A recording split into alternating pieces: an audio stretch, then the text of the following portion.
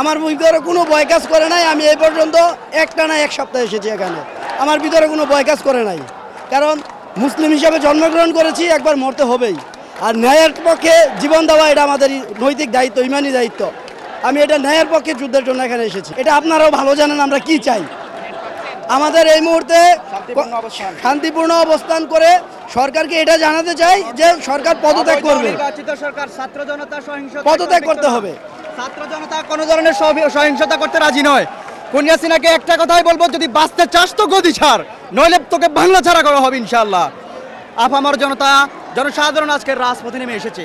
আমরা কোনো রাজনৈতিক দলের কর্মী নই, আমরা বিভিন্ন ইউনিভার্সিটি কলেজের ছাত্র। এখানে যারা এসছে সবাই ছাত্র জনতা ফ্যামিলি এবং ছাত্ররা এসেছে। আমরা একটাই কথাই বলবো, আমরা আজকে দুঃখ ভারাক্রান্ত হৃদয় নিয়ে আমাদের ভাইদেরকে জানাজা সম্পন্ন না করে আমরা এখানে এসেছি।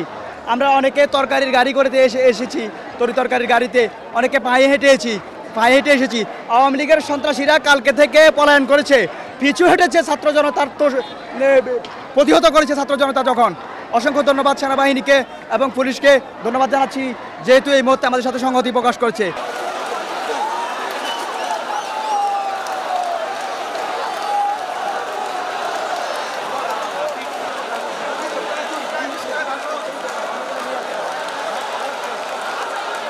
গত 7 দিন 8 দিন বাংলাদেশে কি হয়েছে এটা কোনো নতুন গল্প নয়। গল্প এখন একটাই, আমরা স্বৈরাচারের পতন চাই, আমরা মুক্তভাবে কথা বলতে চাই, আমি আমার সন্তানের ভবিষ্যৎ নিশ্চিত করতে চাই। আমাদের রাস্তায় থাকার কোনো ইচ্ছা নাই, আমরা চাই দেশে সুশাসন প্রতিষ্ঠিত হোক, আমরা চাই স্বাধীনভাবে কথা বলতে। সেই কথা বলার অধিকারের জন্যই আজকে শেখ হাসিনাকে নামতে হবে। যদি শেখ হাসিনা নিজে মনে করে এই দেশ এবং এই দেশের 1,47,570 কিলোমিটার তার, তাহলে সে ভুল মনে করে। এ জমিন আমার, এ জমিনের প্রত্যেকটা বাঙালির, তাদের কথা বলার অধিকার আছে। সেই অধিকারের দাবিতে আজ আমরা এখানে এসেছি।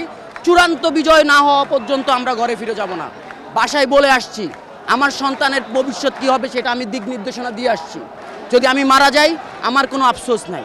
বিশ্বাস করেন, সকাল 5টায় এসেছি সেই সাইনবোর্ড থেকে হেঁটে হেঁটে এ দেশকে স্বাধীন করার জন্য। আমরা মুক্তিযুদ্ধ দেখিনি, কিন্তু যেই মুক্তিযুদ্ধের যে উপহার ছিল সেটা আমাদের কাছে এখন হাস্যকর হয়ে গেছে।